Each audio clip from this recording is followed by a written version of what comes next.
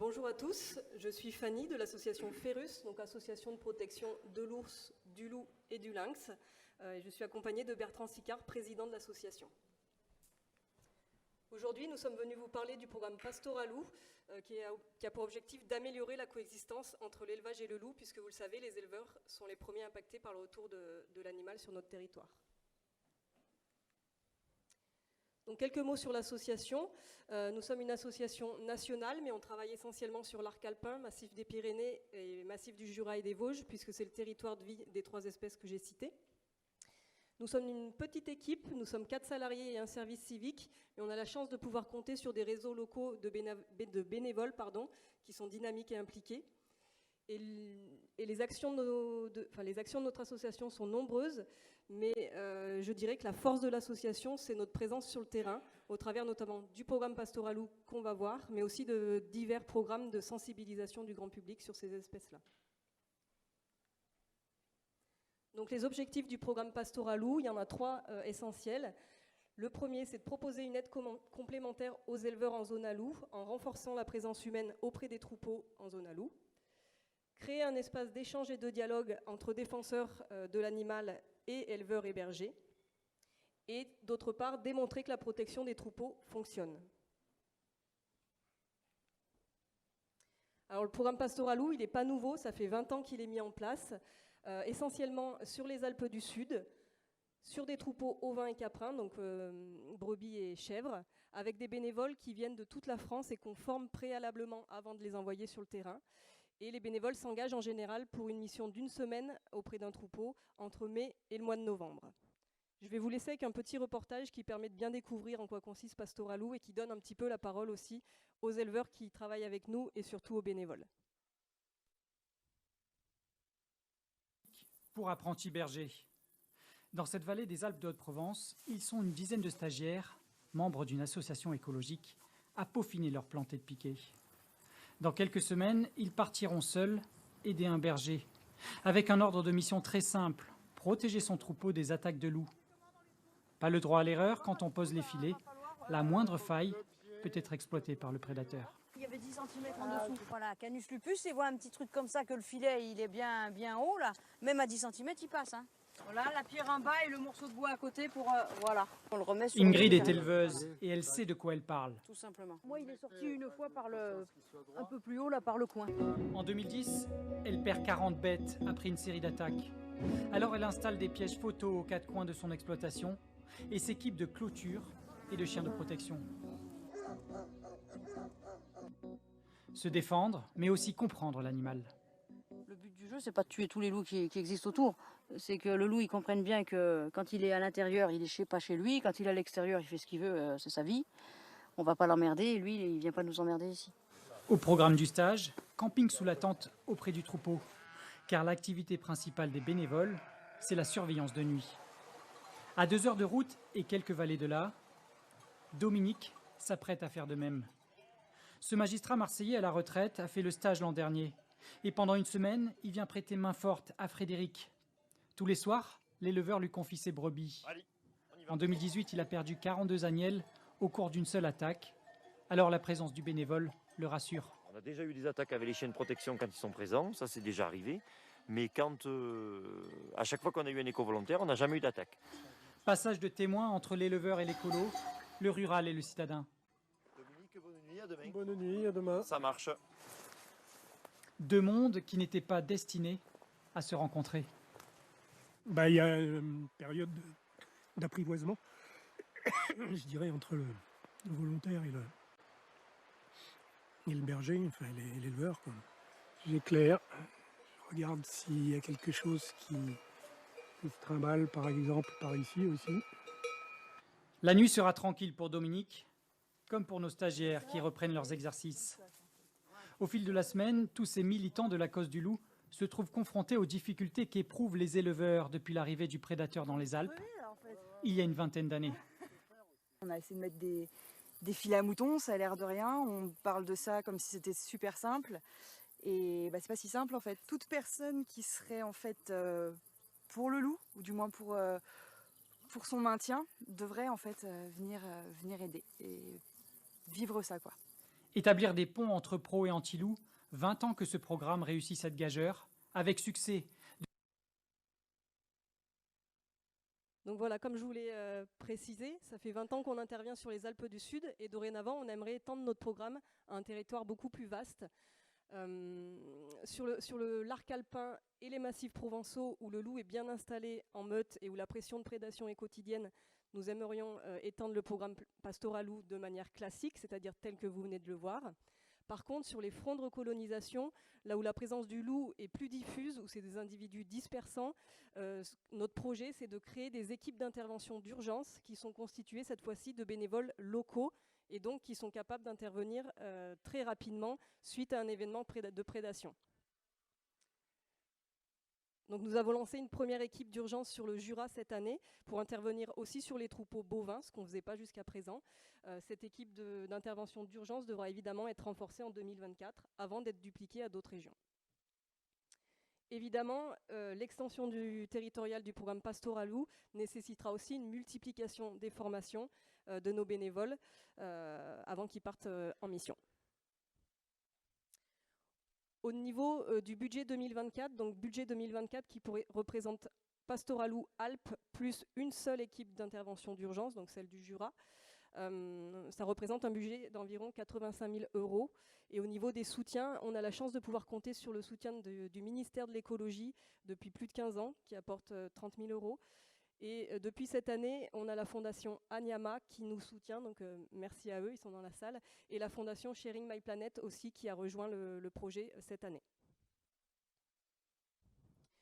Comment ça se passe une saison pastorale loup? Donc de janvier à février, en général, on planifie la logistique, on recrute les prestataires puisque nos bénévoles sont systématiquement accompagnés sur le terrain avec un prestataire qui ne reste pas lors des missions, hein, mais il peut les accompagner, les emmener sur le site.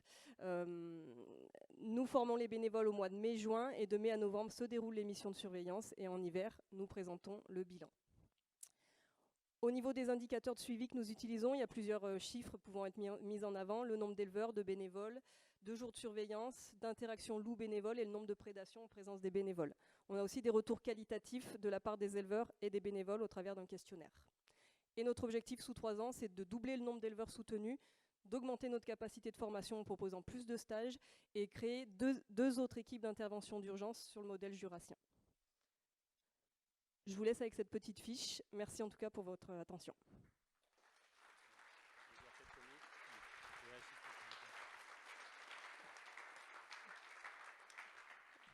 Merci juste avant de passer aux questions. Oui, je voulais insister sur aussi un aspect, l'aspect sociétal en fait de notre projet. On arrive à amener des urbains dans la montagne en contact des bergers et c'est toujours très très riche. À l'heure où on dit que la société française a tendance à se fragmenter et on essaye à notre petit niveau voilà, de faire se parler des gens qui, s'il n'y avait pas eu ce programme-là, se parleraient pas. En tout cas, c'est souvent très très riche et c'est un aspect qu'il ne faut pas négliger dans notre projet. Merci.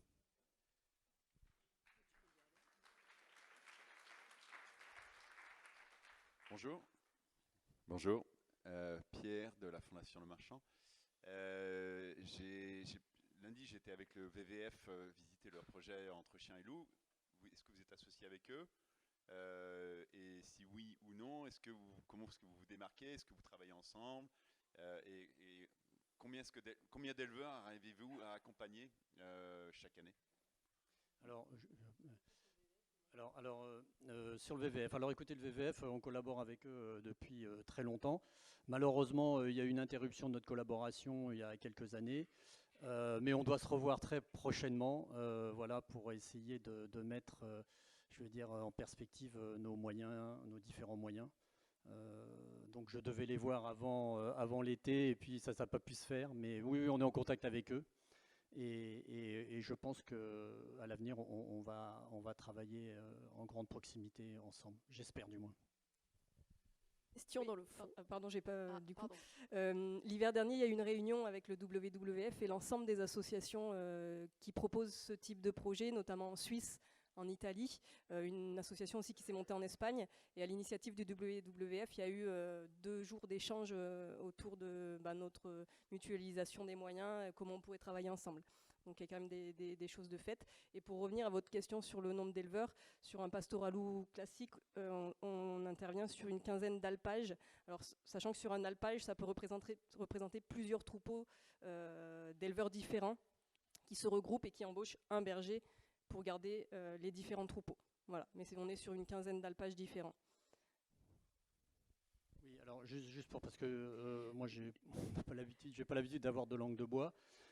C'est vrai qu'on a un frein du côté des syndicats d'éleveurs, hein, en particulier la FNO et la FNSEA. Voilà, donc on regrette nous. Moi, pour m'occuper, pour être chez Ferrus depuis maintenant 25 ans, les choses ont bien avancé. Il y avait vraiment, il y a encore 20 ans, au groupe national loup, c'était vraiment, les contacts étaient très très difficiles. Aujourd'hui, on se parle et on a par exemple la Confédération paysanne avec qui on espère pouvoir collaborer de façon très proche. Voilà. Mais faut avouer que les mentalités mettent du temps à évoluer. Voilà, on regrette souvent les postures. Parce que sinon on serait beaucoup plus présent dans les montagnes, hein, faut le reconnaître. Merci. Arthur Astourier, donc de Rambouillet Nature. Je voulais savoir si on pourrait étendre éventuellement ce programme à d'autres espèces de prédateurs comme le lynx ou l'ours, ou si c'est impossible pour des raisons techniques ou juste parce qu'il n'y a pas assez de bénévoles. Non, au niveau des bénévoles, pour le moment, on a plus de demandes que de places disponibles en formation, donc on a une petite marge de progression. Au niveau autres prédateurs, de toute manière, le loup est en train de s'installer sur les Pyrénées, le loup est en train de s'installer sur le massif jurassien, il y a des meutes installées sur le Jura maintenant. Donc automatiquement, quand nous interviendrons avec nos équipes d'urgence pour de la surveillance sur ces secteurs-là, automatiquement, ce sera lié aussi à la présence de l'ours et du lynx. Mais voilà. Après, sur les Pyrénées, il y a une association qui s'appelle la Pastorale pyrénéenne qui propose déjà des bergers d'appui qui sont professionnels ce coup-ci. Mais voilà, sur les Pyrénées, il y a déjà une grosse structure qui met en place des choses. Oui, alors pour les 2 autres grands prédateurs que vous citez, le lynx et l'ours, en fait, leur biologie est très différente que du loup. Hein.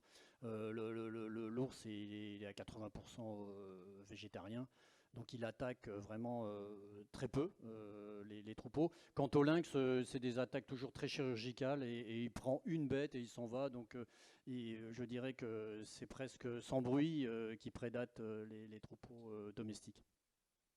Merci, je suis navrée, on va devoir s'arrêter parce que le temps passe. Non, il nous reste encore une petite question. Ah bon, bah alors. Moi, j'avais une petite question effectivement sur les attaques des bénévoles. Est-ce que vous avez eu des incidents ou en fait c'est un mythe de penser que le loup attaque l'humain? A priori. Ah non, on n'a jamais eu d'incident. Justement, nos bénévoles, ils sont là pour effaroucher les potentiels loups qui pourraient observer. Alors, on peut mettre un dispositif. Alors déjà, ils ont des lampes torches puissantes. L'idée, c'est de faire du bruit, d'éventuellement taper sur des casseroles, manifester leur présence. Mais en général, de toute manière, rien que leur présence à proximité du troupeau et les rondes qui sont effectuées la nuit, ça laisse déjà une odeur, ça marque déjà une présence. Et le loup va s'en méfier. On a l'exemple l'année dernière d'une mission qui se terminait mi-octobre. Le dernier bénévole est parti mi-octobre. Le troupeau redescendait quelques jours plus tard et l'éleveur m'avait dit bah non, c'est pas la peine pour les derniers jours. Le lendemain du départ du bénévole, ils se sont fait prédater une dizaine de brebis. Donc voilà, preuve que quand même il y a quelque chose qui fait que ça peut repousser les attaques. Souvent la présence humaine suffit à dissuader le loup d'attaquer. Merci beaucoup, on peut les applaudir très fort.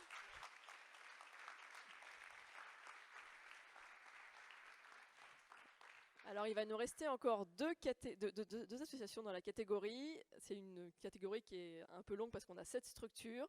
Si vous voulez vous lever, faire 2-3 petits mouvements pour aussi prendre un peu plus de respiration et d'énergie, c'est le moment parce qu'il reste encore 2 structures et ça demande beaucoup d'attention. On commence à avoir le cerveau qui s'échauffe.